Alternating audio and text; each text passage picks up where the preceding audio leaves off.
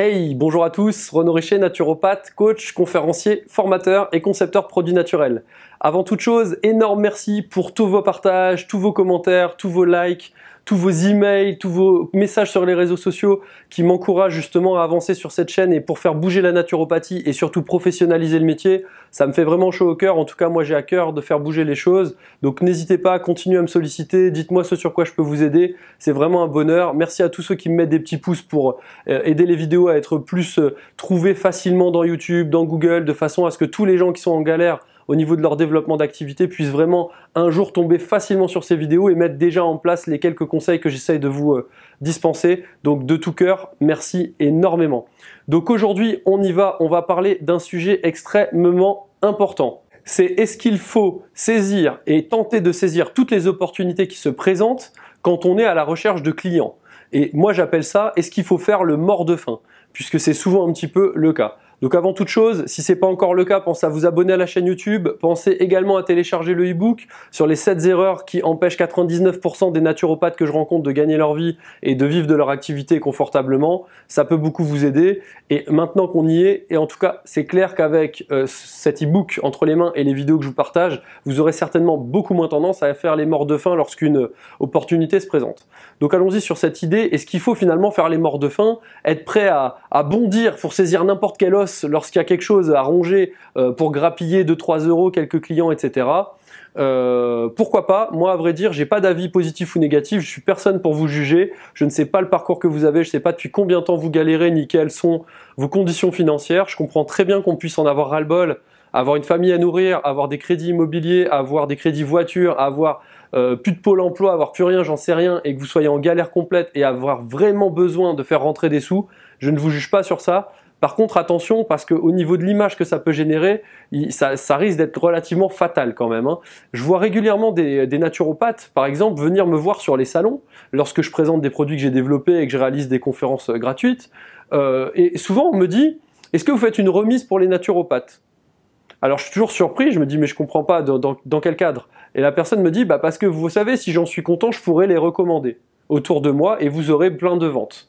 Je comprends cette démarche. Ok, c'est vrai, quand on me dit ça, pourquoi pas. Alors l'inconvénient, c'est que ça fait à peu près 10 ans que je suis dans ce domaine, et depuis 10 ans, tous les gens à qui j'ai fait une remise en tant que naturopathe, quand je le faisais il y a des années, de toute façon, ne me recommandaient jamais personne. Non pas qu'ils n'étaient pas contents des produits, tout simplement, ils n'avaient pas de clients. C'est-à-dire que quelqu'un qui a des clients, qui gagne sa vie, n'est pas une personne qui vient gratter 2 euros de remise sur un produit naturel pour sa propre consommation. Au contraire, quelqu'un qui gratte comme ça, bah, finalement, il est dans un profond mal-être, probablement en galère financièrement, il essaye de grappiller à droite à gauche et à la fin du mois, à force de grappiller sur ça et ça lui fait certainement une somme rondelette qui lui permet de boucler son mois, et ça honnêtement je comprends tout à fait. Je vous envoie énormément d'amour si c'est votre cas, et dites-moi vraiment dans les commentaires comment je peux faire pour vous aider au maximum, parce que je veux pas vous laisser dans cette situation. C'est ni profitable pour la naturopathie, ni pour vous, ni pour notre égrégore de ces consciences qui sont en train de s'élever. Donc je préfère vraiment qu'on puisse s'entraider. Donc dites-moi vraiment tout ce que je peux faire pour vous. Deuxième point, il y a peu de temps j'ai proposé de faire justement des webinaires réguliers pour pouvoir donner des informations sur des sujets spécifiques, que les gens soient naturopathes, futurs naturopathes ou bien pas du tout, justement pour les aider à avancer vers une santé plus naturelle, humaine et durable. Et instantanément j'ai reçu des emails de plusieurs naturopathes me disant les webinaires c'est vous qui allez les faire, ou alors vous pensez prendre des prestataires que vous allez payer pour les faire? C'est-à-dire que j'ai même pas encore eu le temps d'avoir des retours sur finalement quel type de sujet intéresserait les gens. Les premiers retours que j'ai eus, c'est est-ce que vous payez des gens pour faire les webinaires que vous annoncez que vous allez faire?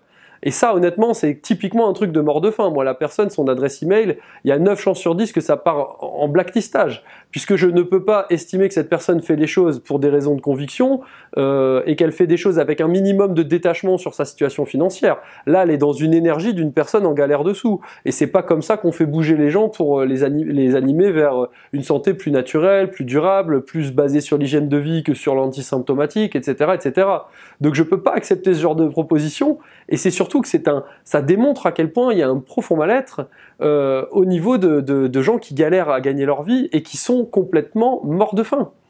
De la même façon, je vois des choses parfois sur les réseaux sociaux, une personne pose une question de dire, voilà, est-ce que vous avez une idée de ce qui peut causer tel problème ou de ce qui peut être utile d'utiliser parce que, je sais pas, moi, mon enfant a des coliques, parce que j'ai souvent mal au ventre, etc.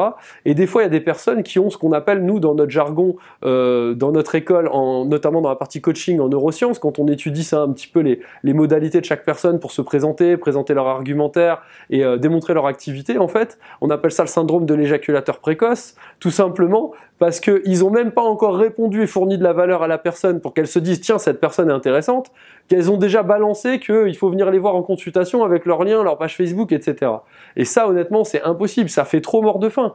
Alors, sauf si vous êtes face à quelqu'un de complètement démuni, au bout du rouleau, qui a vu tout le monde et qui vraiment n'en peut plus de sa vie, et il voulait une réponse dans les 24 secondes, c'est cool, vous l'avez fait, vous avez pris le client, mais très honnêtement, des choses sur un coup de tête comme ça, en plein désarroi d'une personne, c'est très peu probable que ça génère une relation à long terme où la personne, vous allez l'amener à évoluer au fur et à mesure des années. Ça va être du one shot, il va venir vous consulter et vous, la prochaine fois, vous allez passer à quelqu'un d'autre et inlassablement comme ça. Et on n'est pas dans une bonne énergie quand on fait ça. Donc je vous le dis, ne soyez pas comme des morts de faim, ne sautez pas sur toutes les opportunités qui passent. Au contraire, justement, la vraie liberté, c'est de pouvoir choisir ce sur quoi on se crée des contraintes et ce sur quoi on décide au quotidien de créer son propre rituel et de travailler dur en fait. C'est ça la vraie liberté du travailleur indépendant tel que le naturopathe.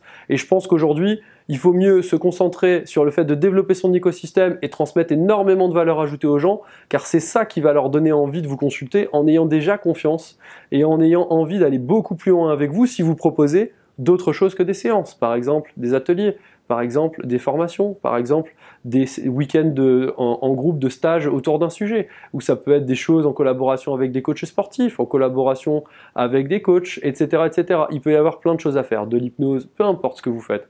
Mais en tout cas, pour ça, il faut fournir de la valeur ajoutée. Le seul leitmotiv qui permet aux gens de bouger et d'avoir confiance en vous et d'aller avec vous pendant longtemps et de vous recommander et de créer cet effet boule de neige sur la façon de trouver des clients, c'est évidemment de transmettre un maximum de valeur et de générer des progrès chez l'autre avant même qu'il ait besoin de nous payer, voire même avant même qu'il soit au courant qu'on propose quelque chose de payant. Moi, je le fais tout le temps et croyez-moi, ça fonctionne puisque derrière, les gens sont très très motivés à l'idée de travailler pour aller encore plus loin avec moi. Voilà. Jusqu'à ma prochaine vidéo, je vous dis portez-vous bien, continuez à croire en vos rêves, attention de ne pas faire les morts de faim. Je comprends très bien votre situation, mais malgré tout, pensez à prendre du recul là-dessus et pensez à toujours vous focaliser sur la valeur ajoutée. À très vite les amis.